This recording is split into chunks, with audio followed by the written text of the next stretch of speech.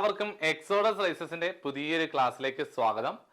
നമ്മൾ എക്സാമിന് വേണ്ടിയുള്ള അവസാന ലാപ്പിലെ പ്രിപ്പറേഷൻസിലായിരിക്കും എല്ലാവരും. നിങ്ങളെ സഹായിക്കാനായിട്ട് പ്രീവിയസ് ഇയർ ചോദിച്ച ചില ചോദ്യങ്ങളുമായിട്ടാണ് ഈ ക്ലാസ് നിങ്ങളുടെ മുമ്പിലേക്ക് എത്തുന്നത്. വളരെ ശ്രദ്ധയോടിരിക്കുക. തെറ്റിപ്പോവാൻ ചാൻസ് ഉള്ള അല്ലെങ്കിൽ കൺഫ്യൂസിംഗ് ആയിട്ടുള്ള കുറേ കാര്യങ്ങൾ ഇതിൽ നമ്മൾ ഡിസ്കസ് ചെയ്തു പോവുകയാണ്.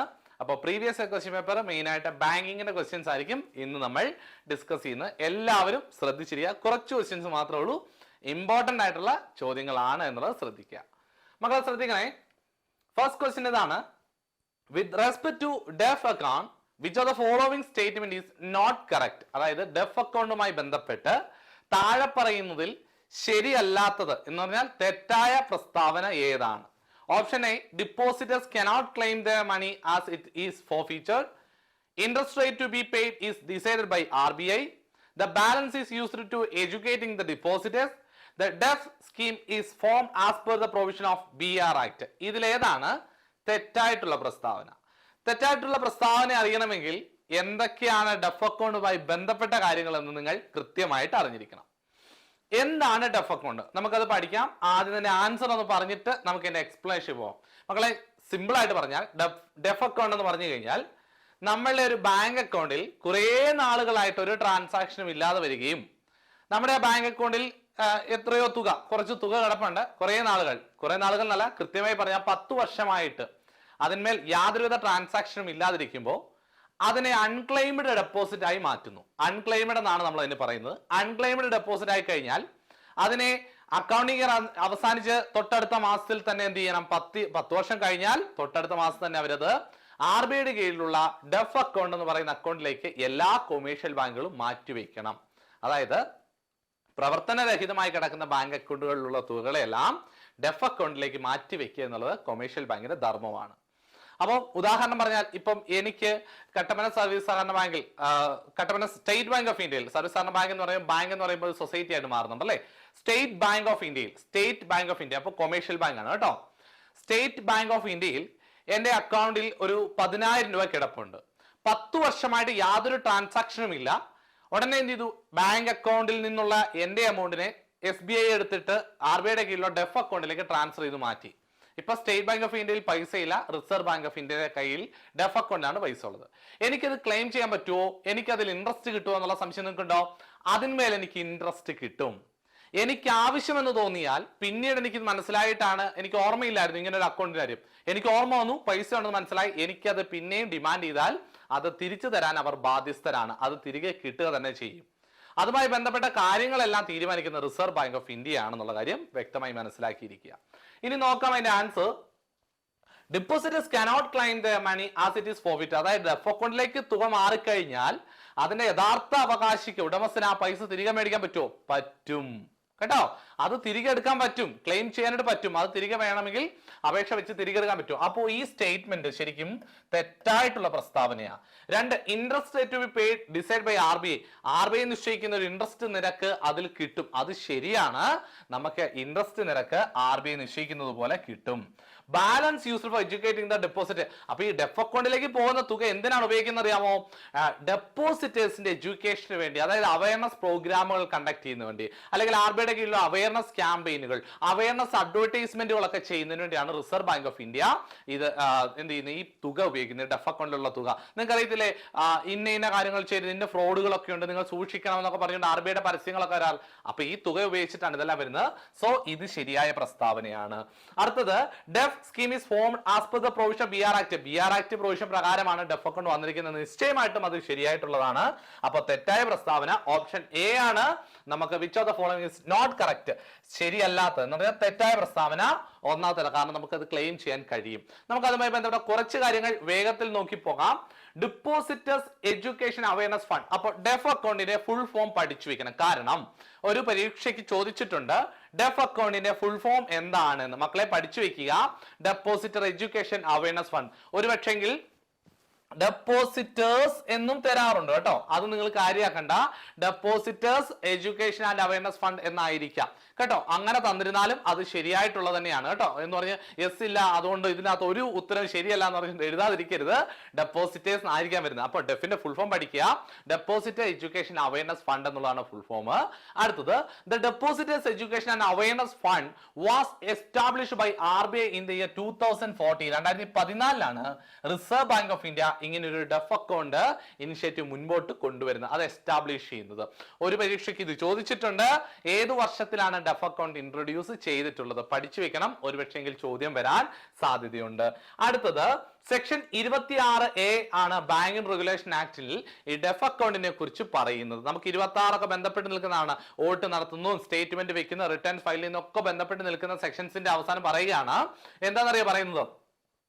ബാങ്ക് അക്കൗണ്ടിൽ ഡെഫ് അക്കൗണ്ടിലേക്ക് തുക മാറ്റി വെക്കേണ്ടതായിട്ടുണ്ട്. എങ്ങനെയുള്ള തുകയാണ് മാറ്റി വെക്കേണ്ടതെന്ന് അറിയാമോ? Unclaimed balance. അൺക്ലെയിംഡ് ബാലൻസ് എന്താണെന്ന് ഞാൻ ഒന്നുകൂടെ വിശദീകരിച്ച് പറയുന്നുണ്ട് അടുത്ത സ്ലൈഡിൽ. അതുകൊണ്ട് അവിടെ നിൽക്കട്ടെ, നിങ്ങൾ മനസ്സിലാക്കി വെക്കുക. അൺക്ലെയിംഡ് ആയിട്ടുള്ള തുകകളെ ഡെഫ് അക്കൗണ്ടിലേക്ക് ഓരോ കൊമേഴ്ഷ്യൽ ബാങ്കും മാറ്റിവെക്കും. ഓക്കെ ആണോ? നിങ്ങൾക്ക് ക്ലിയർ ആയിട്ട് അടുത്ത സ്ലൈഡിൽ പറഞ്ഞുതരാം. ഇപ്പൊ ഇത്രയും പഠിച്ചു വെക്കണം. സെക്ഷൻ 26A ഒരു പക്ഷേ ചോദ്യം വരാം. ഡെഫ് അക്കൗണ്ടുമായി ബന്ധപ്പെട്ട് നിൽക്കുന്ന സെക്ഷൻ 26A ആണെന്ന് ഓർത്ത് വെക്കുക. 26 അല്ല, 26A ആണെന്ന് പഠിച്ചു വെക്കുക. ഇനി and are applicable to all bank covered under the DEAF account. Commercial bank അതിന്റെ അകത്തെല്ലാം വരും, ഇൻക്ലൂഡിംഗ് RRB, LABA വരുന്നുണ്ട്, SFB വരുന്നുണ്ട്, payment banks and all cooperative, എല്ലാ കോഓപ്പറേറ്റീവ് ബാങ്ക് സൊസൈറ്റികളല്ല, കോഓപ്പറേറ്റീവ് ബാങ്കുകളും വരുന്നുണ്ട് കേട്ടോ. ഏതാണ്? Small finance bank, local area banks എല്ലാം വരുന്നുണ്ട് കേട്ടോ. ഇതിനകത്ത് വരുന്നതാണ്. ഈ സ്കീമിന്റെ അകത്ത് ഇതെല്ലാം കവർ ചെയ്ത് പോകുന്നതാണ്. ഇനി നിങ്ങൾ നോക്കുക, നിങ്ങൾക്കൊരു ബാങ്ക് അക്കൗണ്ട് ഉണ്ട്. ബാങ്ക് അക്കൗണ്ടിൽ യാതൊരുവിധ ട്രാൻസാക്ഷനും ഇല്ലാതിരിക്കുമ്പോൾ ബാങ്ക് അക്കൗണ്ടുകളെ വർഷാവർഷം അവർ മറ്റു കാറ്റഗറിയിലേക്ക് മാറ്റിക്കൊണ്ടേയിരിക്കും. ഉദാഹരണം പറഞ്ഞു കഴിഞ്ഞാൽ, ഞാൻ ഒരു state bank of India Kattappana ബ്രാഞ്ചിൽ എനിക്കൊരു അക്കൗണ്ട് ഉണ്ട്. ഞാൻ അക്കൗണ്ട് ഓപ്പൺ ചെയ്തിട്ട് ഒരു വർഷമായിട്ട് അതിൽ ഞാൻ ഇനിഷ്യേറ്റീവ് എടുക്കുന്ന യാതൊരുവിധ ട്രാൻസാക്ഷനും നടക്കുന്നില്ല. For a period, over a period of 1 year, ഒരു വർഷത്തിന് മുകളിലായി യാതൊരു ട്രാൻസാക്ഷനും ഇല്ല എങ്കിൽ ആ അക്കൗണ്ടിനെ അവർ മാറ്റിവെക്കുന്ന ഒരു കാറ്റഗറിയാണ് ഇൻആക്റ്റീവ് അക്കൗണ്ട്. എന്റെ അക്കൗണ്ട് എന്തായി മാറും? ഇനാക്റ്റീവ് അക്കൗണ്ട് ആയി മാറും. എങ്ങനെയാണെങ്കിൽ over a period of 1 year, ഒരു വർഷമായിട്ട് ട്രാൻസാക്ഷൻ ഇല്ലെങ്കിൽ ഇനാക്റ്റീവ് ആയി മാറും. ഇനി എന്റെ ബാങ്ക് അക്കൗണ്ടിൽ 2 വർഷത്തിലധികമായി യാതൊരുവിധ ട്രാൻസാക്ഷൻ ഇല്ല, over a period of 2 years, 2 വർഷമായി യാതൊരുവിധ ട്രാൻസാക്ഷൻ ഇല്ലാതിരുന്നാൽ ഇനോപ്പറേറ്റീവ് അല്ലെങ്കിൽ ഡോർമെന്റ്. ഈ 2 വാക്കുകളും പഠിച്ചു വെക്കണം. ഏതാണ് ചോദ്യം വരുന്നതെന്ന് അറിയില്ല നമുക്ക്. അടുത്ത പരീക്ഷയ്ക്ക് ഇതായിരിക്കും ചോദിക്കുന്നത് അല്ലെ. ഡോർമെന്റ് ആകുന്നത് എത്ര വർഷത്തിന് ശേഷം എന്നായിരിക്കാം. ഓർത്തു വെക്കണേ, over a period of 2 years, 2 വർഷമായി ട്രാൻസാക്ഷൻ ഇല്ലാതെ വന്നാൽ അക്കൗണ്ട് ഇന്നോപ്പറേറ്റീവ് അല്ലെങ്കിൽ ഡോർമെന്റ് ആയി മാറും. ഇനി അടുത്തതാണ് അൺക്ലെയിംഡ്. നമുക്ക് പഠിക്കേണ്ടത് ഈ അൺക്ലെയിമിനെ കുറിച്ചായിരുന്നു അല്ലെ. അൺക്ലെയിംഡ് എന്ന് പറഞ്ഞു കഴിഞ്ഞാൽ 10 വർഷത്തിലധികമായിട്ട് എന്റെ അക്കൗണ്ടിൽ യാതൊരുവിധ ട്രാൻസാക്ഷനും, എന്ന് പറഞ്ഞാൽ കസ്റ്റമർ ഇനിഷ്യേറ്റീവ് എടുക്കുന്ന ട്രാൻസാക്ഷൻ യാതൊന്നും നടന്നിട്ടില്ലെങ്കിൽ അതിനെ നമ്മൾ എന്ത് പറയും? അൺക്ലെയിംഡ് അക്കൗണ്ട്, അൺക്ലെയിംഡ് ഡെപ്പോസിറ്റ് എന്നൊക്കെ പറയാം. അതിനകത്ത് എല്ലാ ഡെപ്പോസിറ്റുകളും വരും കേട്ടോ. കറണ്ട് അക്കൗണ്ട് ആണെങ്കിൽ, ഫിക്സഡ് ആണെങ്കിൽ എല്ലാം നമുക്ക് ഇതിനകത്ത് ഉൾപ്പെടുത്താനായിട്ട് സാധിക്കും. ഇനി 10 വർഷം കഴിഞ്ഞിട്ട് ആ 10 വർഷമായിട്ട് ട്രാൻസാക്ഷൻ ഇല്ലാവുന്നപ്പോ എന്തായി? അൺക്ലെയിംഡ് ആയിട്ട് മാറി. ഇപ്പൊ ഉദാഹരണം പറഞ്ഞു കഴിഞ്ഞാൽ, ഇപ്പൊ കട്ടപ്പന സ്റ്റേറ്റ് ബാങ്ക് ഓഫ് ഇന്ത്യയിലാണ് ഞാൻ പറഞ്ഞ എന്റെ അക്കൗണ്ട് ഉണ്ട് അല്ലെ. കട്ടപ്പന സ്റ്റേറ്റ് ബാങ്ക് ഓഫ്, ഇത് കട്ടപ്പന SBI ബാങ്ക് ആണ്. SBI ബാങ്കിൽ എന്റെ അക്കൗണ്ട് ഉണ്ട്, 10 വർഷമായി ട്രാൻസാക്ഷൻ ഇല്ലാതെ അൺക്ലെയിംഡ് ആയി മാറി. ഉടനെ എന്റെ അക്കൗണ്ടിൽ കിടക്കുന്ന തുകകൾ നെക്സ്റ്റ് ഏപ്രിൽ കഴിഞ്ഞ് മെയ് മാസം അവസാനത്തോടു കൂടി ഈ ബാങ്ക് എങ്ങോട്ട് മാറ്റണമെന്ന് അറിയാമോ? RBIയുടെ കീഴിലുള്ള ഡെഫ് അക്കൗണ്ടിലേക്ക് ഇവർ മാറ്റും. DEAF, ഡെപ്പോസിറ്റേഴ്സ് എഡ്യൂക്കേഷൻ അവയർനെസ് ഫണ്ടിലേക്ക് എന്റെ തുക എടുത്ത് മാറ്റുകയാണ് ഇവർ ചെയ്യുന്നത്. അപ്പൊ 10,000 രൂപയാണെങ്കിൽ ഈ 10,000 രൂപ എങ്ങോട്ട് പോകും മക്കളെ? ഈ 10,000 രൂപ ഇപ്പൊ കട്ടപ്പനയിൽ കാണില്ല, കട്ടപ്പന ബാങ്കിൽ കാണില്ല, അത് ഡെഫ് അക്കൗണ്ടിലേക്ക് മാറ്റിയിട്ടുണ്ടാവും. അങ്ങനെ എല്ലാ കൊമേഴ്ഷ്യൽ ബാങ്കുകളും, പേയ്മെന്റ് ബാങ്കുകളും, സ്മോൾ ഫിനാൻസ് ബാങ്കുകളും എല്ലാം ഈ റൂൾ പാലിക്കണം എന്ന് പറയുന്നത് 26A, BR ആക്ട് 26A പഠിച്ചു വെക്കുക. അപ്പൊ എവിടെ മാറി? ഡെഫ് അക്കൗണ്ടിൽ മാറി. അപ്പൊ കട്ടപ്പന സ്റ്റേറ്റ് ബാങ്ക് ഓഫ് ഇന്ത്യയിൽ എന്റെ തുകയില്ല, ഞാൻ ഇത് മറന്നു കിടന്നിരുന്ന ഒരു തുകയാണിത്. അപ്പൊ ഇങ്ങനെ ഒരു അക്കൗണ്ട് ഉണ്ടെന്ന് പോലും ഞാൻ മറന്നുപോയി കേട്ടോ, തിരക്കിനിടയ്ക്ക്. അപ്പൊ പിന്നീട് ഓർമ്മ വന്നു, എനിക്ക് കട്ടപ്പന ബാങ്കിൽ ഒരു 10,000 ഡെപ്പോസിറ്റ് ഉണ്ട്. ഞാൻ പറഞ്ഞു ഡെഫ് അക്കൗണ്ടിൽ മാറ്റി, അതിന് തിരിച്ചു കിട്ടും, തിരിച്ചു കിട്ടും, എനിക്കത് ക്ലെയിം ചെയ്യാൻ കഴിയും, എനിക്ക് വേണമെങ്കിൽ അത് തിരിച്ചെടുക്കാൻ സാധിക്കും. ഇനി ഈ ഡെഫ് അക്കൗണ്ടിൽ വരുന്ന തുകകളെ എന്തിനു വേണ്ടിയാണ് ഉദ്ദേശിക്കുന്നത്? അവർ ഉദ്ദേശിക്കുന്നത് ആ പറയുന്ന പേര് തന്നെ ഉണ്ട്, ഡെപ്പോസിറ്റേഴ്സിന്റെ എഡ്യൂക്കേഷനും അവരുടെ അവയർനെസ്സിനും വേണ്ടി ഈ തുകകൾ RBI വിനിയോഗിക്കുകയാണ് ചെയ്യുന്നത്. എന്ന് പറഞ്ഞു കഴിഞ്ഞാൽ പൊതു താല്പര്യാർത്ഥം നമുക്കറിയില്ലേ, ഇന്ത്യയിലുള്ള ജനങ്ങൾക്കെല്ലാം ബാങ്കിങ് സേവനത്തെ കുറിച്ച് അവയർനെസ് അല്ലെങ്കിൽ ബാങ്കിങ് ഫ്രോഡുകളെ കുറിച്ചുള്ള അവയർനെസ് കൊടുക്കാൻ അത് ഏത് തരത്തിലുള്ള അഡ്വർടൈസ്മെന്റുകളായിരിക്കാം, ക്യാമ്പയിനുകളായിരിക്കാം, അങ്ങനെയുള്ള പ്രചരണങ്ങൾക്ക് വേണ്ടിയെല്ലാം ഈ തുകയാണ് ഉപയോഗിക്കുന്നത് എന്നുള്ളത് മനസ്സിലാക്കി. അതാണ് ഡെഫ് അക്കൗണ്ട്. സിമ്പിൾ ആയിട്ട് പറഞ്ഞാൽ ഒന്നുകൂടെ മനസ്സിലാക്കി വെക്കുക മക്കളെ. Depositors education awareness fund 2014 RBI കൊണ്ടുവന്നു. 26A BR ആക്ടിലാണ് കൃത്യമായി പറയുന്നത് എല്ലാ ബാങ്കുകൾക്കും ഇത് ബാധകമാണ് എന്നുള്ളത് പഠിച്ചു വെക്കുക. ക്ലിയർ ആണ്? ഇനി ഈ ചോദ്യത്തിന് ആൻസർ നിങ്ങൾ തെറ്റിക്കല്ലോ. ഈ ചോദ്യം വന്നു കഴിഞ്ഞാൽ ഉത്തരം കൃത്യമായി എഴുതാൻ പര്യാപ്തമായിട്ട് വേണം നിങ്ങൾ പോകുവാനായിട്ട്. ക്ലിയർ ആണെന്ന് വിശ്വസിക്കുന്നു. അടുത്ത ചോദ്യത്തിലേക്ക് പോവാണ്. Electronic image of A paper check, ഒരു പേപ്പർ ചെക്കിന്റെ ഇലക്ട്രോണിക് ഫോമിനെ അറിയപ്പെടുന്ന പേരാണ് crossed check, mutilated check, truncated check, last one open check. ഇത് അത്യാവശ്യം പഠിച്ചു നിൽക്കുന്ന കുട്ടികൾ BR ആക്ട് പഠിച്ചു തുടങ്ങുമ്പോൾ തന്നെ പഠിക്കുന്നതാണ്. ഇതിനെ നമ്മൾ പറയുന്ന പേരാണ് ട്രങ്കേറ്റഡ് ചെക്ക്. എന്താണ് ട്രങ്കേറ്റഡ് ചെക്ക്? ട്രങ്കേറ്റഡ് ചെക്ക് എന്താണെന്ന് നിങ്ങൾ കൃത്യമായിട്ട് മനസ്സിലാക്കി വെക്കണം. എന്താണ് മക്കളെ ട്രങ്കേറ്റഡ് ചെക്ക് എന്ന് പറഞ്ഞാൽ? Is a cheque clearance system that involve digitalisation of a physical paper into the substitute electronic form the transaction to the paying bank. എന്തിനു വേണ്ടിയാണ് transmission to the paying bank? അതായത് ഞാനൊരു ചെക്ക് എഴുതി തയ്യാറാക്കുകയാണ്. ഉദാഹരണം പറയാം, ഞാനിപ്പോ ഒരു ചെക്ക്, നിങ്ങൾക്കറിയാലോ സാധാരണ ഒരു ചെക്ക് എഴുതി തയ്യാറാക്കി കഴിഞ്ഞാൽ ആ ചെക്കിൽ നമ്മുടെ പേരുണ്ടാവും, ഓർ ടു ബിയർ ആണോ അവിടെ ഒപ്പുണ്ടാവും, ഡേറ്റ് അവിടെ കൃത്യമായിട്ട് കൊടുത്തിട്ടുണ്ടാവണം. ഇതാണ് ചെക്ക്. ഈ ചെക്ക് സാധാരണ പണ്ട് എങ്ങനെയായിരുന്നു? ബാങ്കിൽ കൊണ്ട് കൊടുത്തു കഴിഞ്ഞാൽ ഈ ചെക്ക് ക്ലിയറൻസിന് വേണ്ടി ക്ലിയറിംഗ് ഹൗസിൽ പോകണം, ആ ചെക്ക് ക്ലിയറിംഗ് കഴിഞ്ഞിട്ട് വരണം, തിരിച്ച് എമൗണ്ട് വരണം, ഒരുപാട് ട്രാൻസാക്ഷൻ ഡിലേ വരാറുണ്ടായിരുന്നു. ബാങ്കുകൾ തോറും മാറിക്കൊണ്ടേയിരിക്കണം ചെക്ക്. പക്ഷേ ഇതിനെ ഈസി ആയിട്ട് ട്രാൻസ്ഫർ ചെയ്യാൻ വേണ്ടി ഒരു സിസ്റ്റം കൊണ്ടുവരികയാണ്. അങ്ങനെ കൊണ്ടുവന്ന സിസ്റ്റം എന്ത് ചെയ്യുന്ന അറിയാമോ? ഈ പേപ്പർ ചെക്കിനെ, ഇതൊരു പേപ്പർ ചെക്കാണ് അല്ലെ, പേപ്പർ ചെക്ക് ഞാൻ അങ്ങനെ തന്നെ എഴുതും, പേപ്പർ ചെക്ക് എന്നോ അല്ലെങ്കിൽ ഞാൻ ഇതിനെ ഫിസിക്കൽ ഫോമിലുള്ള ചെക്ക് എന്നോ പറയാം. ഫിസിക്കൽ ചെക്ക് എന്നോ ഞാൻ ഇതിനെ പറയും. ഒന്നെങ്കിൽ ഫിസിക്കൽ ചെക്ക് അല്ലെങ്കിൽ പേപ്പർ ചെക്കിനെ ഞാൻ എന്ത് ചെയ്യുന്നറിയാം? ബാങ്കിലേക്ക് കൊണ്ട് കൊടുക്കുന്നതിന് ഞാൻ ഇത് ബാങ്കിൽ കൊടുത്തു, ബാങ്കുകാർ ഉടനെ എന്ത് ചെയ്യും? ഇതിനെ ഇലക്ട്രോണിക് ഫോമിലേക്ക് കൺവേർട്ട് ചെയ്യും. ദാറ്റ് മീൻസ് അവർ ആ സിസ്റ്റത്തിലേക്ക് വെച്ചതിന് ശേഷം ഒരു സിസ്റ്റത്തിലേക്ക് കൊടുക്കുന്നു. അവര് കമ്പ്യൂട്ടർ സിസ്റ്റത്തിലേക്ക് കൊടുത്തതിന് ശേഷം ഇതിനെ ഇലക്ട്രോണിക് ഫോമിലേക്ക് ഈ ചെക്കിനെ മാറ്റും. ഇലക്ട്രോണിക് ഫോമിലേക്ക് മാറ്റിയിട്ട് ഇത് ഇലക്ട്രോണിക് ഫോമിലേക്ക് കൺവേർട്ട് ചെയ്യും. ദാറ്റ് കൺവേർട്ടഡ് ഇൻടു ഇലക്ട്രോണിക് ഫോമിലേക്ക് മാറ്റും. ഇങ്ങനെ ഈ ചെക്കിനെ ഇലക്ട്രോണിക് ഫോമിലേക്ക് ഡിജിറ്റലൈസേഷൻ ചെയ്യുന്നതിന് പറയുന്നതാണ്. അങ്ങനെ ഈ പേപ്പർ ചെക്കിനെ ഇലക്ട്രോണിക് ചെക്കാക്കി മാറ്റുന്നത്. ഇലക്ട്രോണിക് ചെക്ക് എന്ന് തന്നെ ഞാൻ എഴുതാണ് കേട്ടോ, ഇലക്ട്രോണിക് ചെക്ക്. കാരണം ഇലക്ട്രോണിക് ഫോമിലേക്ക് മാറ്റാണ്. ഞാൻ വേറൊരു കാര്യം കൂടെ പറഞ്ഞു തരുന്നുണ്ട്. പേപ്പർ ചെക്കിനെ ഇലക്ട്രോണിക് ചെക്കിലേക്ക് കൺവേർട്ട് ചെയ്ത് മാറ്റുക ചെയ്തേ. അപ്പൊ ആദ്യം പേപ്പർ ഫോമിലായിരുന്നു അല്ലെ, ഫിസിക്കൽ ഫോമിലായിരുന്നു. അതിനെ എങ്ങോട്ട് മാറ്റി? ഇലക്ട്രോണിക് ഫോമിലേക്ക്. ഇലക്ട്രോണിക് ഫോമിലേക്ക് നമ്മൾ മാറ്റി. അങ്ങനെ കൺവേർട്ട് ചെയ്യുന്ന പ്രോസസ്സിന് പറയുന്ന പേരാണ് ചെക്ക് ട്രങ്കേഷൻ. എന്താ മക്കളെ പറയുന്നത്? കൺവേർട്ട് ചെയ്യുന്ന ഈ പ്രോസസ്സിന് പറയുന്ന പേരാണ് ചെക്ക് ട്രങ്കേഷൻ എന്ന് പറയുന്നത്. ട്രങ്കേഷൻ ഓക്കെ ആണോ? ചെക്ക് ട്രങ്കേഷൻ എന്ന് പറയും, ചെക്ക് ട്രങ്കേഷൻ എന്ന് പറയും. ഇനി ഞാനൊരു കാര്യം ചോദിക്കട്ടെ. ഒരു ചെക്ക് എഴുതി തയ്യാറാക്കുമ്പോൾ തന്നെ ഒരു ചെക്ക് ഈ പേപ്പർ ഫോമിലല്ല, ഡിജിറ്റൽ ആയിട്ട് തന്നെ, ഇപ്പം ഒരു മോണിറ്റർ സിസ്റ്റം ഉപയോഗിച്ചുകൊണ്ട് തന്നെ ആ ചെക്കിനെ എഴുതി തയ്യാറാക്കുമ്പോൾ തന്നെ ആ ചെക്ക് ഡിജിറ്റൽ ഫോമിലാണെങ്കിൽ, എഴുതി തയ്യാറാക്കുമ്പോൾ തന്നെ അത് ഡിജിറ്റൽ ഫോമിലാണെങ്കിൽ അതിനെ നമ്മൾ പറയുന്നതാണ് ഇലക്ട്രോണിക് ചെക്ക് അല്ലെങ്കിൽ ചെക്ക് ഇൻ ഇലക്ട്രോണിക് ഫോം എന്ന് പറയും കേട്ടോ. ഇലക്ട്രോണിക് ചെക്ക് എന്ന് പറയാനായിട്ട് സാധിക്കും, അല്ലെ ഇലക്ട്രോണിക് ഫോമിലുള്ള ചെക്ക്. അപ്പം ട്രങ്കേറ്റഡ് ചെക്ക് നിങ്ങൾ ഓർക്കും, സാറേ അതും ഇലക്ട്രോണിക് തന്നെയല്ലേ, അല്ലെങ്കിൽ ഇതും ഇലക്ട്രോണിക് ചെക്ക് തന്നെ, ഇതെന്താണ് വ്യത്യാസം? നിങ്ങൾ അങ്ങനെ ചിന്തിക്കരുത്. ഒന്ന് ഫിസിക്കലിനെ പേപ്പർ ഫോമിലേക്ക് കൺവേർട്ട് ചെയ്യുന്നതും മറ്റൊന്ന് ഇലക്ട്രോണിക് ഫോമിൽ തന്നെ തയ്യാറാക്കുന്നതുമാണ്. ഓക്കെ, എഴുതി തയ്യാറാക്കുമ്പോൾ തന്നെ ഇത് ഇലക്ട്രോണിക് ഫോമിലാണ്. മറ്റൊന്ന് ഫിസിക്കൽ എഴുതി തയ്യാറാക്കിയിട്ട് അതിനെ കൺവേർട്ട് ചെയ്യാണ് ചെയ്തത്. അതാണ് ചെക്ക് ട്രങ്കേഷൻ എന്ന് പറയുന്നത്. ചോദ്യം ഇങ്ങനെ തന്നെ വരാം, ഫിസിക്കൽ ഫോമിലുള്ള ചെക്കിനെ കൺവേർട്ട് ചെയ്യുന്നതിന് പറയുന്ന പേരെന്ത്? അപ്പൊ നിങ്ങൾ എഴുതി വെക്കണം ചെക്ക് ട്രങ്കേഷൻ സിസ്റ്റം എന്ന് കൃത്യമായിട്ട് കൊടുക്കണം. എടേ ഇനി ഡീമെറ്റീരിയലൈസേഷൻ റീമെറ്റീരിയലൈസേഷൻ എന്ന് പറഞ്ഞ് നിങ്ങൾ പഠിച്ചിട്ടുണ്ടാവും. അതായത് നിങ്ങൾക്ക് ഇതുമായി ബന്ധപ്പെട്ട് നിൽക്കുന്ന ഒന്നാണ്. ഷെയർ മാർക്കറ്റിൽ സാധാരണ യൂസ് ചെയ്യാറുള്ളതാണ്. ഷെയർ മാർക്കറ്റിൽ സാധാരണ യൂസ് ചെയ്യുന്ന ഷെയർ മാർക്കറ്റുമായി കുറെ വേർഡുകൾ ഉണ്ട്. ഹെഡ്ജിങ് എന്നൊക്കെ പറയുന്ന വേർഡുകളൊക്കെ ഉണ്ട് അല്ലെ. അതൊക്കെ ഒന്ന് നോക്കി വെക്കണേ. ഹെഡ്ജിങ് എന്നൊക്കെ പറഞ്ഞാൽ എന്താണെന്നുള്ളതെല്ലാം ലോസിനെ മൈറ്റിഗേറ്റ് ചെയ്യാൻ വേണ്ടി നമ്മൾ ഉപയോഗിക്കുന്ന ഒരു സിസ്റ്റമാണ് ഹെഡ്ജിങ് എന്ന് പറയുന്നത്. അത് ബുള്ള്, ബിയർ, ലെയിം ഡക്ക്, അങ്ങനെ കുറെ സ്റ്റാഗ്, ഇതൊക്കെ ബന്ധപ്പെട്ട് ഷെയർ മാർക്കറ്റുമായി ബന്ധപ്പെട്ട് നിങ്ങൾ പഠിക്കുന്നതാണ്. അതും ഒന്ന് നോക്കി വെക്കണം. എടാ മക്കളെ, ഇത് ഷെയറിന്റെ കാര്യത്തിലേക്ക് വരിക. നേരത്തെ നിങ്ങളൊരു കമ്പനിയുടെ ഷെയർ വാങ്ങുമ്പോൾ ഷെയർ സർട്ടിഫിക്കറ്റ് കിട്ടുമായിരുന്നു. Share certificate. അപ്പൊ ഞാൻ ഒരു കമ്പനിയുടെ ഷെയർ വാങ്ങിയിട്ടുണ്ടെങ്കിൽ ഒരു ഷെയർ സർട്ടിഫിക്കറ്റ് എനിക്ക് കിട്ടും. ഇതാണ് ഷെയർ. അപ്പൊ എന്റെ കയ്യിൽ ഒരു ഷെയർ ഉണ്ടെങ്കിൽ എന്റെ പോക്കറ്റിൽ അത് മടക്കി കൊണ്ട് നടക്കാണ്. എപ്പോഴും ഇത് പോസിബിൾ ആണോ? അല്ല. ഇത് നഷ്ടപ്പെട്ടു പോകാൻ ചാൻസ് ഉണ്ട്.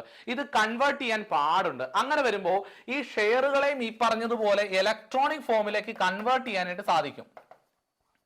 ഇലക്ട്രോണിക് ഫോമിലേക്ക്, ഒരു കമ്പ്യൂട്ടർ ഫോമിലേക്ക് എന്ന് ഓർത്താൽ മതി, ഇലക്ട്രോണിക് ഫോമിലേക്ക് നമുക്ക് കൺവേർട്ട് ചെയ്യാനായിട്ട് സാധിക്കുമായിരുന്നു. അങ്ങനെ ഈ ഷെയറുകളെ ഇലക്ട്രോണിക് ഫോമിലേക്ക് കൺവേർട്ട് ചെയ്യുന്നതിനെയാണ് ഡിമെറ്റീരിയലൈസ്ഡ് അക്കൗണ്ട് എന്ന് പറയുന്നത്. അപ്പൊ ഈ ഷെയറുകളെല്ലാം സൂക്ഷിച്ചു വെക്കുന്ന ഒരു അക്കൗണ്ട് ആണ് ഡിമാറ്റ് അക്കൗണ്ട് എന്ന് പറയും കേട്ടോ. Demat account, demat account. Demat account എന്ന് പറഞ്ഞാൽ എന്താണ്? ഷെയറുകളെല്ലാം നമ്മൾ നമ്മുടെ അക്കൗണ്ട്, സാധാരണ സേവിങ്സ് അക്കൗണ്ട് എന്തിനാ? പൈസ സൂക്ഷിച്ചു വെക്കുന്നതിന് വേണ്ടി, ശരിയല്ലേ? സേവിങ്സ് അക്കൗണ്ട് എന്തിനാ? പൈസ സൂക്ഷിക്കുന്നതിന് വേണ്ടി. എന്നാൽ ഡിമാറ്റ് അക്കൗണ്ട് എന്താ? ഷെയറുകൾ സൂക്ഷിച്ചു വെക്കുന്ന ബാങ്ക് അക്കൗണ്ട് ആണ് കേട്ടോ. അപ്പം ഈ ഫിസിക്കൽ ഷെയറുകളെ കൺവേർട്ട് ചെയ്ത് ഇലക്ട്രോണിക് ഫോമിൽ മാറ്റി വെക്കുന്നതാണ് ഡിമാറ്റ് അക്കൗണ്ടിലാണ് മാറ്റുന്നത്. അതിന് പറഞ്ഞ പേരാണ് ഡിമെറ്റീരിയലൈസേഷൻ. എന്താ മക്കളെ? ഡിമെറ്റീരിയലൈസേഷൻ. പഠിച്ചു വെക്കണം, തെറ്റിക്കല്ലേ. Dematerialisation, dematerialisation, dematerialisation. ഇനി ഒരു കാര്യം കൂടെ ഉണ്ട്. ഇതിനെ നേരെ റിവേഴ്സ് ചെയ്യുന്നതിന് പറയുന്ന പേരുണ്ട്. അതായത് ഇലക്ട്രോണിക്കിൽ നിന്നും പേപ്പർ ഫോമിലേക്ക് തിരികെ കൊണ്ടുവരുന്നതിന് പറയുന്ന പേരാണ്. തിരികെ വരുമ്പോൾ അതിന് നമ്മൾ റീമെറ്റീരിയലൈസേഷൻ, റീമെറ്റീരിയലൈസേഷൻ എന്നാണ് പറയുന്നത് കേട്ടോ. പഠിച്ചു വെക്കണം. റീമെറ്റീരിയലൈസേഷൻ. അപ്പൊ ഈ കാര്യങ്ങളോട് ഒന്ന് മനസ്സിലാക്കി വെച്ചു കഴിഞ്ഞാൽ കുറച്ച് കാര്യങ്ങളൊക്കെ നിങ്ങൾ ഇതുമായിട്ട് ബന്ധപ്പെട്ടൊക്കെ മനസ്സിലാക്കി വെക്കുന്നത് നല്ലതായിരിക്കും. എക്സാമിനൊക്കെ വന്നു കഴിഞ്ഞാൽ എഴുതാനായിട്ട് സാധിക്കും. അപ്പൊ ഒരു ബേസിക് ഐഡിയ കിട്ടിയിട്ടുണ്ട് എന്നാണ് ഞാൻ കരുതുന്നത്. ബാക്കി നമുക്ക് നോക്കിയാൽ മക്കളെ. അപ്പൊ ഇതെല്ലാവരും ക്ലിയർ ആയിട്ട് തന്നെ പഠിച്ചു വെക്കണം. കാരണം എക്സാമിന് ഇത് ചോദിക്കാൻ സാധ്യതയുണ്ട്. ഓക്കെ ആണേ? ഓക്കെ. ഇനി നെക്സ്റ്റ്, ചെക്ക് ട്രാൻസാക്ഷൻ എന്ന് പറഞ്ഞാൽ എന്താണ്? പേപ്പർ ഫോമിലുള്ളതിനെ ഫിസിക്കൽ ഫോമിലുള്ള ഇലക്ട്രോണിക് ഫോമിലേക്ക് മാറ്റി. ഓക്കെ, സബ്സ്റ്റിറ്റ്യൂട്ട് ഇലക്ട്രോണിക് ഫോമിലേക്ക് കൺവേർട്ട് ചെയ്യുന്നതാണ് എന്ന് നമ്മൾ പഠിച്ചു. ഇനി next one, check transaction eliminate the physical movement of A paper check. അതാ ശ്രദ്ധിക്കേണ്ട. അല്ലാതെ എഴുതി തയ്യാറാക്കുമ്പോൾ ഫിസിക്കൽ ഫോമിൽ, ഇലക്ട്രോണിക് ഫോമിൽ അല്ല, പേപ്പർ ഫോമിൽ എഴുതി തയ്യാറാക്കി. അതായത് ഫിസിക്കൽ ഫോമിൽ എഴുതി തയ്യാറാക്കി, എന്നിട്ട് അതിനെ ഫിസിക്കൽ മൂവ്മെന്റ് എന്ത് ചെയ്തു? സ്റ്റോപ്പ് ചെയ്യാണ്. എലിമിനേറ്റ് ഫിസിക്കൽ മൂവ്മെന്റ്, സ്റ്റോപ്പ് ചെയ്തിട്ട് reduce time and cost of the cheque clearance, also offers reduction in settlement of periods with electronic processing of a cheque payment system. അത് കുറച്ചുകൂടി ഈസി ആക്കുന്നതാണെന്ന് ഓർത്ത് വയ്ക്കുക. Clear ആയെന്ന് വിശ്വസിക്കുന്നു. ചെക്ക് ട്രാൻസാക്ഷൻ സിസ്റ്റം ഇൻട്രൊഡ്യൂസ് ചെയ്ത് 1 ഫെബ്രുവരി 2008, 2008 ഫെബ്രുവരി 1 ആദ്യമായിട്ട് ഇത് ഇൻട്രൊഡ്യൂസ് ചെയ്യുന്നത്. എന്നാൽ ഓർക്കണേ, 2002 അമെന്റ്മെന്റിൽ ഇത് കടന്നു വന്നിട്ടുണ്ട്. ചെക്ക് ട്രാൻസാക്ഷൻ, അതായത് ചെക്ക് ട്രാൻസാക്ഷൻ കൂടെ ഒരു ചെക്കിന്റെ ഭാഗമാക്കി മാറ്റാമെന്ന് 2002 അമെന്റ്മെന്റ് വന്നിട്ടുണ്ട്. ഓക്കെ ആണോ? അതായത് NA ആക്ട് സെക്ഷൻ 6 ചെക്കിനെ കുറിച്ച് പറയുന്നത്. NA ആക്ടിലെ പ്രധാന സെക്ഷൻസ് ഏതൊക്കെയാണ്? NA act section 4 promissory note, 5 bill of exchange. ഏതൊക്കെയാ മക്കളെ? NA ആക്ടിന്റെ അകത്ത് പ്രധാന സെക്ഷൻസ് ആണ്. 1, 4 എന്ന് പറയുന്നത് പ്രൊമിസറി നോട്ട് ആണ്. Promissory note, I promise to pay എന്നൊക്കെ പറഞ്ഞിട്ട് അല്ലേ. 5 എന്താണ്? ബിൽ ഓഫ് എക്സ്ചേഞ്ച് ആണ്. ബിൽ ഓഫ് എക്സ്ചേഞ്ച് അതൊരു ഓർഡർ ആണ് അല്ലെ, അൺകണ്ടീഷണൽ ഓർഡർ ആണ്. ഇതൊരു അണ്ടർടേക്കിംഗ് ആണ്. അതൊക്കെ നമ്മൾ വ്യക്തമായിട്ട് പഠിക്കുന്നതായിരിക്കും. അണ്ടർടേക്കിംഗ് ആണ്. ബിൽ ഓഫ് എക്സ്ചേഞ്ച് ഒരു ഓർഡർ ആണ്. ബിൽ ഓഫ് എക്സ്ചേഞ്ച് ഒരു ചെക്ക് പോലെ തന്നെയാണെന്നൊക്കെ പഠിച്ചിട്ടുണ്ട്. ചെക്കിന്റെ അകത്ത് എപ്പോഴും ഡ്രോയി ആയിട്ട് വരുന്ന ഒരു ബാങ്ക് ആയിരിക്കും എന്ന് പഠിച്ചിട്ടുണ്ട്. അത് ഓർത്ത് വെക്കുക മക്കളെ. ഇനി അടുത്ത സെക്ഷൻ ആണ് 6 എന്ന് പറയുന്ന 2 ക്ലാസിഫിക്കേഷൻ ഉണ്ട്. 6A ഉണ്ട്, 6B ഉണ്ട്. പഠിച്ചു വെക്കുക. 6A ഉണ്ട്, 6B ഉണ്ട്. സെക്ഷൻ 6 പറയുന്നത് ചെക്കിനെ കുറിച്ചാണ് പറയുന്നത്. NA ആക്ട് സെക്ഷൻ 6 ചെക്കിനെ കുറിച്ച് പറയുന്നു. 6A എന്ന് പറഞ്ഞു കഴിഞ്ഞാൽ ഇലക്ട്രോണിക് ചെക്കിനെ കുറിച്ചാണ് പറയുന്നത്. ഇലക്ട്രോണിക് ചെക്കിനെ കുറിച്ചാണ് പറയുന്നത്. ഇലക്ട്രോണിക് ചെക്കിനെ കുറിച്ചാണ് സെക്ഷൻ 6 പറയുന്നത്. എന്നാൽ ട്രങ്കേറ്റഡ് ചെക്കിനെ കുറിച്ചാണ് 6B പറയുന്നത്. അപ്പോൾ ഓർത്ത് വെക്കണം, സെക്ഷൻ 6B പറയുന്നത് ട്രങ്കേറ്റഡ് ചെക്കിനെ കുറിച്ചാണ്. ഓക്കെ ആണേ? ക്ലിയർ ആണല്ലോ? അപ്പം NA ആക്ട് ഒന്ന് മനസ്സിലാക്കി വെക്കുക. 4, 5, 6 promissory note, bill of exchange, 6 check, electronic check 6, RB truncated check. വ്യത്യാസം മനസ്സിലായെന്ന് വിശ്വസിക്കുന്നു. ഇനി RBI ഈ CTS സ്റ്റാൻഡേർഡ് ഇതുമായി ബന്ധപ്പെട്ടിട്ടുള്ള സ്റ്റാൻഡേർഡ് അല്ലെങ്കിൽ അതിന്റെ ഗൈഡ് ലൈൻസ് ഒക്കെ പുറപ്പെടുവിക്കുന്ന 2010. ഒന്നുകൂടെ ഞാൻ പറയുന്നു, 2002 അമെന്റ്മെന്റിൽ തന്നെ ഈ ഒരു ഭേദഗതി കൊണ്ടുവന്ന എന്ന് പറഞ്ഞാൽ ട്രങ്കേറ്റഡ് ചെക്കിനെയും ചെക്കിന്റെ ഭാഗമാക്കി മാറ്റാമെന്ന് 2002 അമെന്റ്മെന്റിൽ വന്നിട്ടുണ്ട്. എങ്കിലും പ്രാബല്യത്തിൽ വന്നത് 2008 ഫെബ്രുവരി 1 ഓക്കെ ആണ്. അതുമായി ബന്ധപ്പെട്ട ഗൈഡ് ലൈൻസ് അല്ലെങ്കിൽ സ്റ്റാൻഡേർഡ് RBI പുറപ്പെടുവിക്കുന്നത് 2010 ഓക്കെ ആണ്. 6B NA act 6B truncated ചെക്കിനെ കുറിച്ച് പ്രതിപാദിക്കുന്നത്. ക്ലിയർ ആയി എന്ന് വിശ്വസിക്കുന്നു. The next one, when the loan installment is due for payment 31 days to 60 days, account is classified as which category? Special mention account. SMA ഏത് category വരും? 31 മുതൽ 60 ദിവസം വരെ ഒരു പേയ്മെന്റ് ഡ്യൂ ആയി കഴിഞ്ഞാൽ ഏത് കാറ്റഗറി വരും? SMA 0 ഉണ്ട്, SMA 1 ഉണ്ട്, 2 ഉണ്ട്, 0 ഉണ്ട്, നൺ ഓഫ് ദ എബോവ് ഉണ്ട്. ഏതാണ് ഉത്തരം വരുന്നത്? നിങ്ങളുടെ മനസ്സിൽ നിങ്ങൾ കുറിച്ചു വെച്ചിട്ടുണ്ടാവും ആൻസർ. എനിക്കറിയാം, നമ്മുടെ ആൻസർ SMA 1 ആണ്. 31 മുതൽ 60 ദിവസം വരെ SMA 1 എന്ന് പറയുക 1 കാറ്റഗറിയിലാണ് വരുന്നത്. എന്താണ് SMA? Special mention account.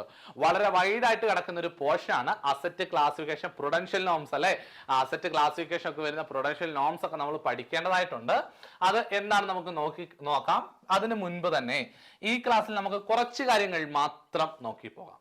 മക്കളെ, എന്താണ് non performing asset? Non performing asset എന്ന് പറഞ്ഞു കഴിഞ്ഞാൽ ആ വാക്കിൽ തന്നെയുണ്ട്. ഒരു ബാങ്കിന് അസറ്റ് ആണ്, പക്ഷേ അതുകൊണ്ട് പ്രത്യേകിച്ച് ബാങ്കിന് ഒരു ഗുണവും ഇല്ല. That is known performing asset. Asset perform ചെയ്യുന്നില്ല, ഒരു ഉപയോഗവും ഇല്ലാത്ത ഒരു അസറ്റ്, അതാണ് നോൺ പെർഫോമിംഗ്. അപ്പോ നമ്മളൊരു ലോൺ കൊടുത്തു കഴിഞ്ഞാൽ ബാങ്കിന് അതൊരു അസറ്റ് ആണ്. എന്താണ്? ആസ്തിയാണ്. കാരണം ലോൺ കൊടുത്തു കഴിഞ്ഞാൽ ബാങ്കിന്റെ പൈസ ആണ് തിരികെ വരും, ഇൻട്രസ്റ്റ് സഹിതം തിരികെ വരും. ബാങ്കിന്റെ അസറ്റ് ആണത്. ബാങ്ക് അസറ്റ് ആയിട്ട് കണക്കാക്കണമെങ്കിൽ അത് തിരികെ വരുന്ന തുക ആയിരിക്കണം. അല്ലാത്ത പക്ഷെ അതിന് അസറ്റ് എന്ന് പറയാൻ പറ്റുമോ? ഇല്ല. അത് തിരികെ വരുന്നില്ലെങ്കിൽ അതൊരു നോൺ പെർഫോമിംഗ് അസറ്റ് ആണ്. അപ്പൊ തിരികെ വരാതിരിക്കുക. ഇപ്പൊ ഞാൻ ഒരാൾക്ക് ലോൺ അനുവദിച്ചു കൊടുത്തു, അയാൾ ഒരു 30 ദിവസമായിട്ട് തിരികെ തരുന്നില്ല. 30 ദിവസം പറഞ്ഞാൽ തരുന്നില്ല, 60 ദിവസമായിട്ട് തിരികെ തരുന്നില്ല, 90 ദിവസമായിട്ട് തരുന്നില്ല, 1 വർഷമായിട്ട് തരുന്നില്ല, 3 വർഷമായിട്ട് തരുന്നില്ല. അപ്പോ ഓരോ തവണയും ഡ്യൂ ആയിക്കൊണ്ടേ ഇരിക്കുമ്പോൾ എന്റെ മനസ്സിൽ അദ്ദേഹത്തോടുള്ള വിശ്വാസം നഷ്ടപ്പെടും. അത് കിട്ടാനുള്ള ചാൻസ് കുറഞ്ഞു വരിക തന്നെ ചെയ്യും. അപ്പൊ ഞാൻ അതിനെ ഓരോ ഘട്ടം അനുസരിച്ച് കാറ്റഗറി ചെയ്തു പോകാൻ സാധ്യതയുണ്ട്. അങ്ങനെ കാറ്റഗറി ചെയ്യുന്നതാണ് നമ്മൾ അസറ്റ് ക്ലാസിഫിക്കേഷൻ കൊണ്ട് ഉദ്ദേശിക്കുന്നത്. ക്ലിയർ ആയില്ലെങ്കിൽ ഒന്നുകൂടെ ഞാൻ പറഞ്ഞു തരുന്നുണ്ട് താഴെ, അപ്പൊ നിങ്ങൾക്ക് വ്യക്തമാവും. മക്കളെ, പ്രത്യേകിച്ചൊരു കാര്യം പഠിച്ചു വെക്കേണ്ടത്, ഒരു ടേം ലോൺ, ഒരു ബാങ്ക് ഒരു ടേം ലോൺ കൊടുത്തിട്ട് 90 ദിവസത്തിലധികമായിട്ടും അതിൽ ഇൻസ്റ്റാൾമെന്റ് അദ്ദേഹം അടയ്ക്കുന്നില്ലെങ്കിൽ, അതായത് 90 ദിവസത്തിലധികമായിട്ടും ഇൻട്രസ്റ്റോ പ്രിൻസിപ്പൽ അമൗണ്ടോ തിരികെ അടയ്ക്കാതെ വന്നാൽ നമ്മൾ പറയും NPA, നോൺ പെർഫോമിംഗ് അസറ്റ്. അത് തിരികെ വരുന്നില്ല, അത് പെർഫോമിംഗ് അല്ല, അത് വീക്ക് ആണ്, നോൺ പെർഫോമിംഗ് അസറ്റ് ആണ്. ഓർത്ത് വെക്കണം. എത്ര ദിവസം? മോർ ദാൻ 90 ഡേയ്സ് അല്ല, മോർ ദാൻ 90 ഡേയ്സ്, 90 ദിവസത്തിലധികമായിട്ട്. ചോദ്യം വരാം, NPA എത്ര ദിവസം കഴിഞ്ഞാൽ, ലോൺ എത്ര ദിവസം കഴിഞ്ഞാൽ? More than 90 days. ഉത്തരം കൊടുത്തു, 1 മാർക്ക് കിട്ടും. അടുത്തത്, ഒരു ഓവർ ഡ്രാഫ്റ്റ് ക്യാഷ് ക്രെഡിറ്റ് ആണ്, അത് ഔട്ട് ഓഫ് ഓർഡർ ആയി കഴിഞ്ഞാലാണ് നമ്മൾ NPA എന്ന് പറയുന്നത്. അതെന്താണെന്ന് പിന്നീട് നമുക്ക് പഠിക്കാം, വിശദമായിട്ട് പഠിക്കേണ്ടതാണ്. അടുത്തത്, ഒരു ക്രോപ്പ് ലോൺ ആണെങ്കിൽ, നിങ്ങൾ ഓർത്തെ കാർഷിക ലോൺ കൊടുത്ത് ഒരു ക്രോപ്പ് ലോൺ കൊടുക്കുകയാണെങ്കിൽ ഒരു ഷോർട്ട് ഡ്യൂറേഷൻ ക്രോപ്പ് ആണ്. ഷോർട്ട് ഡ്യൂറേഷൻ ക്രോപ്പ് എന്ന് പറഞ്ഞാൽ എന്തായിരിക്കും മക്കളെ? ഒരു 6 മാസത്തിൽ വിളവെടുക്കുന്നതൊക്കെ ആയിരിക്കാം. 6 മാസത്തിൽ വിളവെടുക്കുന്ന ഒരു ലോൺ ആണ് നമ്മൾ കൊടുക്കുന്നത്. നമ്മൾ ലോൺ കൊടുത്തിട്ട് അദ്ദേഹം ആദ്യത്തെ മാസം ഇത് തിരിഞ്ഞു പോകും കേട്ടോ. ഷോർട്ട് ഡ്യൂറേഷൻ ക്രോപ്പ് ഒരു വിളവെടുക്കുമ്പോഴാണ് NPA ആകുന്നത്, അല്ലെങ്കിൽ 2 ക്രോപ്പ് സീസൺ കഴിയുമ്പോഴാണ് NPA ആകുന്നത്. പലർക്കും സംശയം വരാറുണ്ട്. ശരിയല്ല ഞാൻ പറഞ്ഞത്? അപ്പൊ അത് ഓർത്തിരിക്കാൻ പറയാം. ഒരു ഷോർട്ട് ഡ്യൂറേഷൻ ക്രോപ്പ് എന്ന് പറഞ്ഞു കഴിഞ്ഞാൽ ഓർത്തെ, ഷോർട്ട് ഡ്യൂറേഷൻ ക്രോപ്പ് 6 മാസത്തിൽ വിളവെടുക്കുന്നതായിരിക്കാം. അപ്പൊ അദ്ദേഹത്തിന് ലോൺ കൊടുത്തു, ആദ്യത്തെ 6 മാസത്തിൽ വിളവെടുത്തിട്ട് ഫസ്റ്റ് ക്രോപ്പ് സീസൺ ഒന്നാമത്തെ ഹാർവെസ്റ്റ് സീസൺ അദ്ദേഹം തിരികെ അടച്ചില്ല. അപ്പൊ 6 മാസം ആണ് ഒന്നാമത്തെ ക്രോപ്പ് എടുക്കുന്നത് സീസൺ, അതായത് ഹാർവെസ്റ്റ് ചെയ്യുന്നത്. ഫസ്റ്റ് ഹാർവെസ്റ്റ് 6 മാസം കൊണ്ട് എടുത്തു, കിട്ടിയില്ല. ഉടനെ നമുക്കത് NPA എന്ന് പറഞ്ഞ് തള്ളാൻ പറ്റില്ല. കാരണം എന്താ, ലോൺ കൊടുത്ത് 6 മാസമല്ലേ ആയുള്ളൂ. എടാ, ഒരു അഗ്രികൾച്ചർ ലോൺ അല്ലേ, ഒരു ക്രോപ്പ് ലോൺ കൊടുത്തല്ലേ, കുറച്ചുകൂടെ ക്ഷമിക്കുക. കാരണം 6 മാസം കൊണ്ട് തിരികെ തരണം എന്ന് പറഞ്ഞാൽ അതൊരു അനീതിയാണ്. അപ്പൊ കർഷകന് നമുക്കൊരു ഇളവോടെ കൊടുക്കാം, ഒരു സീസണും കൂടെ നോക്കാം, അടുത്ത വിളവ് വരുന്നവരെ നോക്കാം, സെക്കൻഡ് ക്രോപ്പ് സീസൺ. അപ്പൊ ഒരു വർഷമായിട്ടുണ്ടല്ലേ, എന്നിട്ടും തിരികെ അടയ്ക്കുന്നില്ലെങ്കിൽ അതിനെ NPA ആയിട്ട് കണക്കാക്കാം. അപ്പൊ ഒരു ഷോർട്ട് ഡ്യൂറേഷൻ ക്രോപ്പ് ആണെങ്കിൽ 2 സീസൺ വരെ നമുക്ക് നോക്കാം തിരികെ വരുമോ എന്ന്. എന്നിട്ട് അതിനെ NB ആക്കിയാൽ മതി. മനസ്സിലായോ? അതുകൊണ്ടാണ് ഷോർട്ട് ഡ്യൂറേഷൻ എന്ന് പറയുന്നത് 2 ക്രോപ്പ് സീസൺ. പലരും കരുതും ഷോർട്ട് ഡ്യൂറേഷൻ ഒറ്റ ക്രോപ്പ് സീസൺ കൊടുത്താൽ പോരെ, ലോങ് ഡ്യൂറേഷൻ ക്രോപ്പ് ആണെങ്കിൽ 2 കൊടുക്കണ്ടേ എന്ന് ചിന്തിക്കും. തിരിഞ്ഞ് ചിന്തിക്കരുത്. ഷോർട്ട് ഡ്യൂറേഷൻ ക്രോപ്പുകളാണെങ്കിൽ 2 സീസൺ നോക്കും. ഇനി നോക്കിയേ, ലോങ് ഡ്യൂറേഷൻ ക്രോപ്പുകളൊക്കെ ആണെങ്കിലോ, ലോങ് ഡ്യൂറേഷന്റെ വിളവെടുക്കുന്ന ഒറ്റ വർഷം കഴിഞ്ഞിട്ട് അതിന്റെ വിളവെടുക്കുള്ളൂ, 1 വർഷം കഴിഞ്ഞിട്ട്. അപ്പോൾ 1 വർഷത്തിൽ തന്നെ അദ്ദേഹത്തിന് ആ ക്രോപ്പ് സീസൺ തന്നെ അടച്ചില്ലെങ്കിൽ നമുക്ക് വേണമെങ്കിൽ അദ്ദേഹത്തെ NB ആയിട്ട് കൺസിഡർ ചെയ്യാം. കാരണം 1 വർഷമായില്ലേ ലോൺ കൊടുത്തിട്ട്. അപ്പം ലോങ് ഡ്യൂറേഷൻ ആണെങ്കിൽ 1 വർഷം, ഷോർട്ട് ഡ്യൂറേഷൻ ആണ് 2 ക്രോപ്പ് സീസൺ എന്ന് ഓർത്ത് വെക്കുക. ഇനി അത് മനസ്സിലായില്ലെങ്കിൽ ഇത് വായിച്ചു നോക്കുമ്പോൾ നിങ്ങൾക്ക് അത് ക്ലിയർ ആയിട്ട് മനസ്സിലാകും. മക്കളെ ശ്രദ്ധിച്ചോണം. Crop loan, short duration crops, installment of principal or interest thereon remains overdue of 2 crop season. 2 crop season ആയിട്ടും അദ്ദേഹത്തിന് ഇൻസ്റ്റാൾമെന്റോ പ്രിൻസിപ്പളോ ഇൻട്രസ്റ്റോ തിരികെ വരുന്നില്ല. ക്രോപ്പ് ലോൺ കൊടുത്തു, 2 ക്രോപ്പ് സീസൺ ആയിട്ടും എമൗണ്ട് തിരികെ അടച്ചില്ലെങ്കിൽ അതിനെ NB ആയിട്ട് കരുതാം. ഷോർട്ട് ഡ്യൂറേഷൻ ആണെങ്കിൽ 2, ലോങ് ഡ്യൂറേഷൻ ആണെങ്കിലോ ഒറ്റ ക്രോപ്പ് സീസൺ കഴിഞ്ഞിട്ടും അദ്ദേഹത്തിന് ഇൻട്രസ്റ്റും അല്ലെങ്കിൽ പ്രിൻസിപ്പളും തിരികെ അടയ്ക്കുന്നില്ലെങ്കിൽ അതിനെ NPA ആയിട്ട്, നോൺ പെർഫോമിംഗ് അസറ്റ് ആയിട്ട് കണക്കാക്കാൻ സാധിക്കും. ഞാൻ ഒരു സിമ്പിൾ വഴിയും കൂടെ പറയാം. ലോങ് ഡ്യൂറേഷൻ നമ്മൾ ഇംഗ്ലീഷ് എഴുതുമ്പോൾ LONG എന്നല്ല എഴുതുന്നത്. ഈ L 1 കരുതിയാലും മതി. ലോങ് ഡ്യൂറേഷൻ ആണ് ഒറ്റ crop season. Short duration, short എന്ന് എഴുതിയാലേ ഷോർട്ട് ഡ്യൂറേഷൻ ക്രോപ്സ്. നമുക്ക് വേണമെങ്കിൽ ഈ 2 ഇത് തലതിരിച്ച് വായിച്ചു കഴിഞ്ഞാൽ 2 വായിക്കാൻ സാധിക്കും, ശരിയല്ലേ? ഇത് നേരെ തലതിരിച്ച് നോക്കി കഴിഞ്ഞാൽ ഇങ്ങനെ 2 വായിക്കാൻ സാധിക്കും. അപ്പോൾ ഷോർട്ട് ഡ്യൂറേഷൻ ക്രോപ്സ് ആണ് 2 ക്രോപ്പ് സീസൺ എന്ന് പഠിക്കുക. ലോങ് ആണെങ്കിൽ ഒറ്റ ക്രോപ്പ് സീസൺ പഠിക്കുക. ഇത് മാത്രമേ ഉള്ളൂ ഈസി വേ, അല്ലെങ്കിൽ നിങ്ങൾക്ക് തിരിഞ്ഞു പോകും. ഉറപ്പാണ്. ഷോർട്ട് ഡ്യൂറേഷൻ 1 വർഷം എന്ന് എഴുതും, ലോങ് ഡ്യൂറേഷൻ 2 വർഷം നിങ്ങൾ എഴുതി വെക്കും. എനിക്ക് ഉറപ്പാണ്. തെറ്റിക്കരുത്. ഇനി മക്കളെ തെറ്റിക്കില്ല കേട്ടോ. മക്കളെ നോക്കിയാടാ, ബാങ്ക്സ് ഓരോ അസറ്റുകളെ ഒരു ലോൺ കൊടുത്തു കഴിഞ്ഞാൽ ആ ലോണിനെ ക്ലാസിഫൈ ചെയ്യും. അസറ്റിനെ എങ്ങനെയാ? ഇത് സ്റ്റാൻഡേർഡ് ആണോ, സബ് സ്റ്റാൻഡേർഡ് ആണോ, ഡൗട്ട്ഫുൾ ആണോ, ലോസ് അസറ്റ് ആണോ, ഇത്രയും കാറ്റഗറിയിലാണ് മെയിൻ ആയിട്ട് അസറ്റ് ക്ലാസിഫിക്കേഷൻ വരാറുള്ളത്. അസറ്റ് ക്ലാസിഫിക്കേഷൻ കൃത്യമായിട്ട് പ്രൊഡൻഷ്യൽ നോംസ് വരെയുള്ള കാര്യം കൃത്യമായിട്ട് പഠിക്കുന്നതാണ്. അസറ്റ് ക്ലാസിഫിക്കേഷന്റെ കാര്യം പറയുന്നത് എന്താണ്? Standard asset, substandard, doubtful, loss asset. ഒരു കാര്യം ഇവിടെ തന്നെ ഞാൻ പറഞ്ഞിട്ട് അടുത്തേക്ക് പോകാം. സ്റ്റാൻഡേർഡ് അസറ്റ് എന്ന് പറഞ്ഞു കഴിഞ്ഞാൽ നോ പ്രോബ്ലം എന്ന് ഞാൻ എഴുതുക. അങ്ങനൊന്നും അല്ല പഠിക്കേണ്ടത്. നോ പ്രോബ്ലം എന്ന് എഴുതി വെക്കുന്നതിന്റെ കാരണം ഈ അസറ്റിൽ ബാങ്കിന് യാതൊരു കുഴപ്പമില്ല, ഹാപ്പിയാ. കാരണം അത് വലിയ കുഴപ്പമില്ലാത്ത അസറ്റാണ് സ്റ്റാൻഡേർഡ് അസറ്റ് കേട്ടോ. എന്ന് പറഞ്ഞാൽ കുഴപ്പമില്ല, തിരികെ കിട്ടുന്ന അല്ലെങ്കിൽ ഒരു കുഴപ്പമില്ല, പെർഫോം ചെയ്തു പോകുന്ന അസറ്റാണ്, നോ പ്രോബ്ലം. സബ് സ്റ്റാൻഡേർഡ് എന്ന് പറയുമ്പോൾ എന്തൊക്കെയോ കുഴപ്പങ്ങൾ തുടങ്ങിയിട്ടുണ്ട്, തിരിച്ചടവ് വരാതിരിക്കുന്നു, അങ്ങനെയുള്ള ചെറിയ പ്രോബ്ലംസ് തുടങ്ങിയിട്ടുണ്ട്. അപ്പൊ സ്റ്റാൻഡേർഡ് അസറ്റ് ആണ് എപ്പോഴും പെർഫോമിംഗ് എന്ന് പറയാൻ, അല്ലെങ്കിൽ ഒരു കുഴപ്പം ബാങ്കിന് ഇല്ലാത്ത അസറ്റ് എന്ന് പറയുന്നത് സ്റ്റാൻഡേർഡ് അസറ്റ് മാത്രമാണെന്ന് പഠിച്ചു വെച്ചിട്ട് പോവുക. നമ്മൾ അടുത്തേക്ക് പോകുന്നു. Standard asset. Standard asset is one which does not disclose any problem and which does not carry more than normal risk attached to the business, such as should not be an NPA. എന്താ പറയുന്നത്?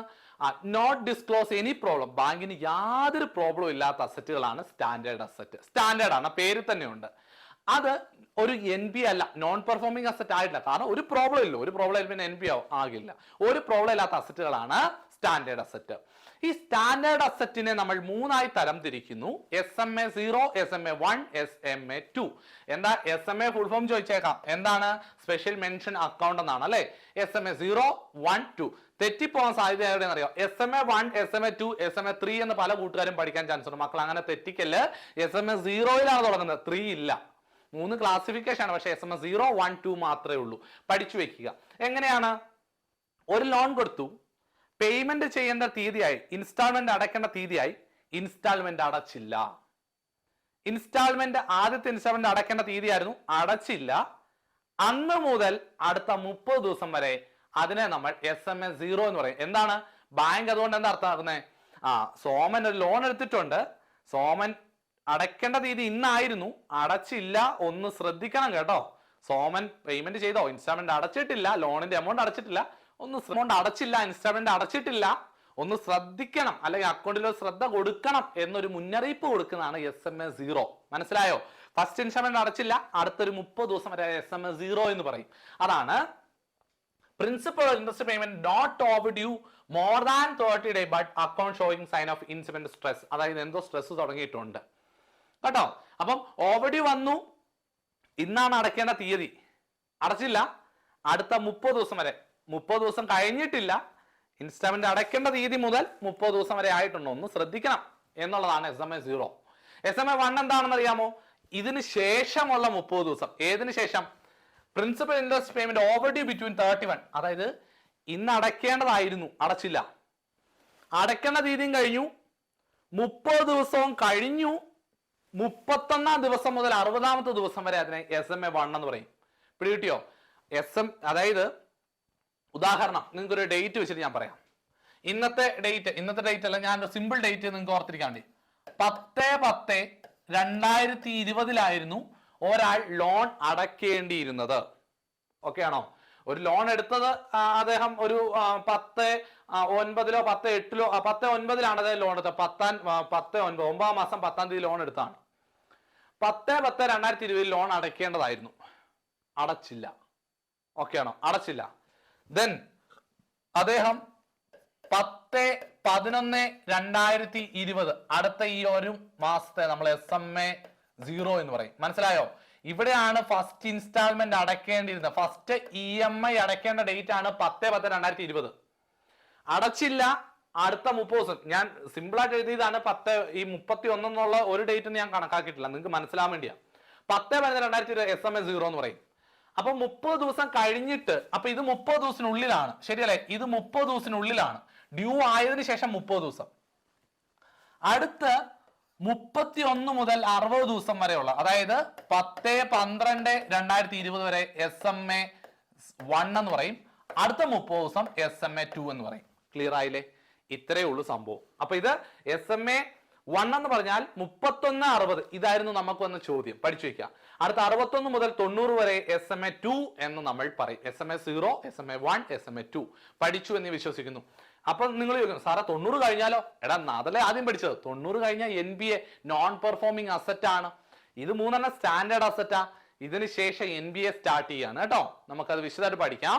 നോക്കിക്കോളൂ, sub standard asset. അപ്പൊ standard asset എന്ന് പറയുന്നത് ഈ 3 category. 90 ദിവസം വരെ standard അസറ്റാ. 90 ദിവസം വരെ ഡ്യൂ ആയാലും സ്റ്റാൻഡേർഡാ. 90 കഴിഞ്ഞാൽ അവൻ സബ് സ്റ്റാൻഡേർഡിലേക്ക് കടക്കുക എന്ന് പറഞ്ഞാൽ സ്റ്റാൻഡേർഡ് ഒക്കെ മാറി. With effect from March 31, 2005, an asset would be classified as substandard if it remains NBA for period less than or equal to 12 months. അതായത് ഇവിടെ പറഞ്ഞ 90 ദിവസം കഴിഞ്ഞു, അപ്പോൾ എന്തായി മാറി? NBA ആയി. 90 കഴിഞ്ഞാൽ ഓട്ടോമാറ്റിക്കലി NBA ആയി.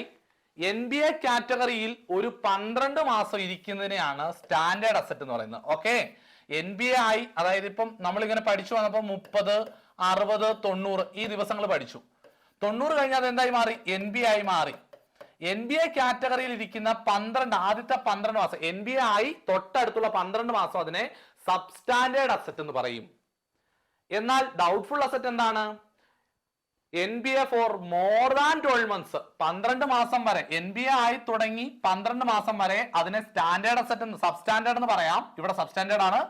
എന്നാൽ 12 മാസം കഴിഞ്ഞാൽ നമുക്കതിനെ ഡൗട്ട്ഫുൾ അസറ്റ് എന്ന് പറയേണ്ടി വരും. അത് കിട്ടുമെന്ന് സംശയമാണ്. ഡൗട്ട്ഫുൾ അസറ്റ് ആണ്. ഓക്കെ ആണേ? ക്ലിയർ ആയില്ലേ? ഇനി ഈ ഡൗട്ട്ഫുൾ അസറ്റിനെ 3 കാറ്റഗറി ആയിട്ട് തരംതിരിക്കുന്നുണ്ട്. എങ്ങനെയാണെന്ന് നോക്കിയാണേ. ഡൗട്ട്ഫുൾ കാറ്റഗറിയിൽ ഒരു വർഷം ഇരുന്നാൽ doubtful A, doubtful asset 1, doubtful 1 എന്ന് ക്ലാസ് ചെയ്യാം. അതായത് ഇവിടെ ഡൗട്ട്ഫുൾ ആയി മാറിയല്ലോ. ഡൗട്ട്ഫുൾ ആയത് മുതൽ ആദ്യത്തെ ഒരു വർഷം, ആദ്യത്തെ 1 ഇയർ DA1 ഡൗട്ട്ഫുൾ അസറ്റ് 1 എന്നറിയപ്പെടും. അടുത്തത് ഡൗട്ട്ഫുൾ കാറ്റഗറിയിൽ 1 മുതൽ 3 വർഷം വരെ ആയതിനെ നമുക്ക് ഡൗട്ട്ഫുൾ 2 എന്ന് പറയാൻ സാധിക്കും. അതായത് ഇവിടെ 1 മുതൽ അടുത്ത 2, 3 വർഷം വരെ, 1 മുതൽ 3 വർഷം വരെ ഡൗട്ട്ഫുൾ 2 എന്ന് പറയാനായിട്ട് സാധിക്കും. ഡൗട്ട്ഫുൾ 2. ഡൗട്ട്ഫുൾ 3 എന്ന് പറഞ്ഞാൽ അതിനുശേഷം 3 വർഷത്തിന് ശേഷം വരുന്നതെല്ലാം ഡൗട്ട്ഫുൾ 3യിലേക്ക് പോകും കേട്ടോ. ഡൗട്ട്ഫുൾ കാറ്റഗറിയിൽ 3 വർഷം കഴിഞ്ഞാൽ NBA അക്കൗണ്ട് ഡൗട്ട്ഫുൾ കാറ്റഗറി 3 വർഷം കഴിഞ്ഞാൽ അതിനെ ഡൗട്ട്ഫുൾ 3 എന്ന് പറയും.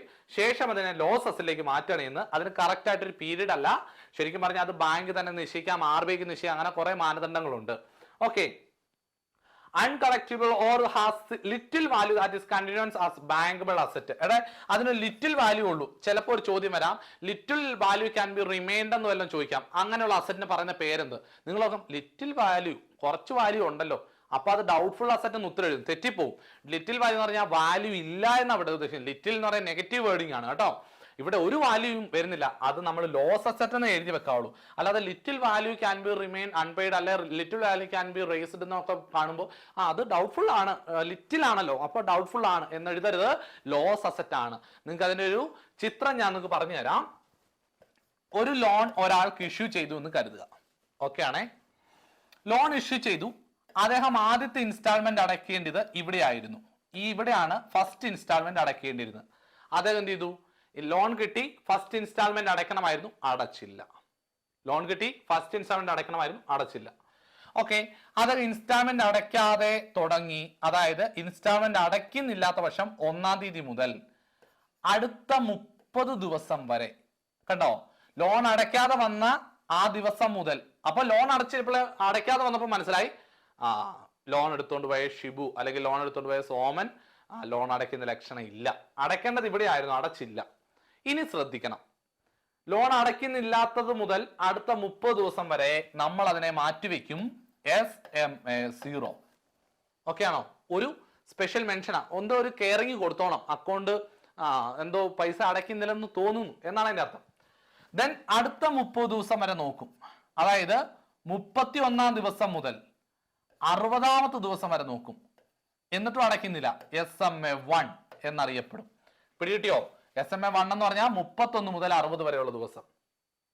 ദെൻ അടുത്തത് 61-ാം ദിവസം മുതൽ 90-ാം ദിവസം വരെ അടയ്ക്കുന്നുണ്ടോ നോക്കും, അടയ്ക്കുന്നില്ല, SMA2. ഇതാണ് ആദ്യത്തെ ക്ലാസിഫിക്കേഷൻ. ഇതിനെ നമുക്ക് സ്റ്റാൻഡേർഡ് അസറ്റ് എന്ന് പറയാൻ സാധിക്കും. ഇത് നമ്മുടെ സ്റ്റാൻഡേർഡ് അസറ്റ് ആണ്, യാതൊരു കുഴപ്പവും ഇപ്പോഴും ഇല്ല, സ്റ്റാൻഡേർഡ് അസറ്റ് എന്ന് പറയാൻ സാധിക്കും, കുഴപ്പമൊന്നുമില്ല കേട്ടോ, വലിയ കുഴപ്പമില്ല. 90 ദിവസം കഴിഞ്ഞാൽ, മോർ ദാൻ 90 ഡേയ്സ്, 90 ദിവസമായിട്ടും പേയ്മെന്റ് അടയ്ക്കുന്നില്ല, ദെൻ ഇതിന്റെ കാറ്റഗറി മാറി നമ്മൾ ഇവനെ NBA എന്ന് പറയാൻ സാധിക്കും. നമ്മൾ ഇവനെ നോൺ പെർഫോമിംഗ് അസറ്റ് ആയിട്ട് എഴുതി മാറ്റിവെക്കും. ഇവിടം മുതൽ ഇതുവരെ സ്റ്റാൻഡേർഡ് അസറ്റ് ആണെങ്കിൽ ഇവിടം മുതൽ ഇവനെ അറിയപ്പെടുന്ന പേര് സബ്സ്റ്റാൻഡേർഡ് അസറ്റ് എന്നാണ്. Substandard asset, substandard. NBA ആയി തുടങ്ങി, എവിടെയാണ് ഇത്? ഇവിടം മുതലാണ് NBA ആയി തുടങ്ങുന്നത്, ശരിയല്ലേ? ഇവിടെ നിന്നാണ് NBA ആകുന്നത്. NBA ആയത് മുതൽ അടുത്ത 12 മാസം വരെ, 12 മാസം വരെ ഇവൻ സബ്സ്റ്റാൻഡേർഡ് കാറ്റഗറിയിലാണ് ഇരിക്കുന്നത്. എന്താണ്? 12 മാസം വരെ സബ്സ്റ്റാൻഡേർഡ് കാറ്റഗറിയില്ല. അപ്പൊ NBA ആയി തൊട്ടടുത്ത 12 മാസം വരെ സബ്സ്റ്റാൻഡേർഡ് കാറ്റഗറിയിൽ ഇരിക്കും. ഇവിടെ നിന്ന് അങ്ങോട്ട് പോയി 12 മാസം